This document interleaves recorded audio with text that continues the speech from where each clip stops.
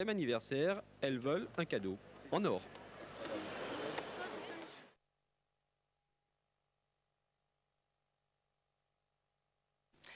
Elles collectionnent toutes les deux depuis 15 ans les titres et les médailles par dizaines. Jessica et Sabrina Buil, deux jumelles de Frontignan, sont de retour des mondiaux 2002 de karaté de Madrid avec un nouveau titre de championne du monde par équipe des katas. Ce sont également nos invités aujourd'hui. Sabrina et Jessica, bonjour. Bonjour.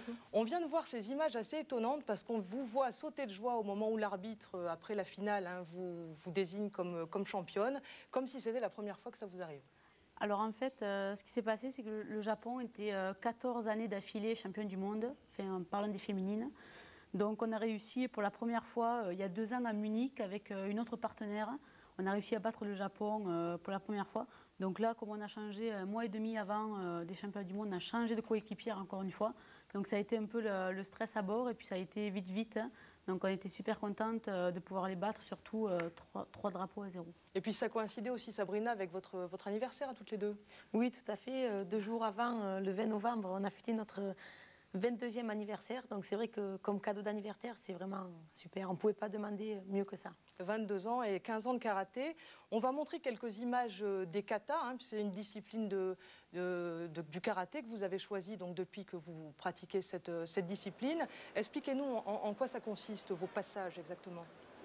Alors le kata, c'est un enchaînement de mouvements qui constitue le karaté en général. C'est la base du karaté. Et là, comme on voit sur l'image, ça s'appelle les bunkai. C'est-à-dire que chaque technique exécutée dans le vide a une signification dans le réel avec un partenaire. C'est un combat virtuel en fait, avec des vraies figures de karaté. Tout à fait. Et pourquoi vous avez choisi cette discipline, vous, dès le départ? C'est-à-dire, vous n'avez pas choisi le combat, vous avez choisi les katas. En fait, tout simplement, au début, nous avons débuté par le combat. Et nous faisons en parallèle combat kata. Mais on a eu plutôt de résultats plus vite en kata qu'en combat. Donc c'est pour ça qu'on s'est lancé dans l'équipe de France, on est rentré plus tôt. Donc nous avons poursuivi, puis nous sommes arrivés jusqu'à présent là où nous sommes. Alors je le disais tout à l'heure, vous accumulez les titres, championne du monde, junior, senior, championne d'Europe. Qu'est-ce qui vous motive à chaque fois à repartir?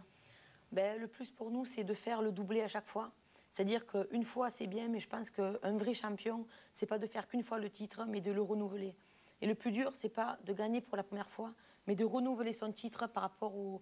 En plus, il y a des générations qui montent. Chaque année, il y a des nouveaux, des jeunes qui montent. Et pour vraiment être un champion, il faut savoir gérer du début jusqu'à la fin de notre carrière. En plus, Jessica, vous pensez modestement avoir imprimé votre marque aussi à des disciplines qui évoluent?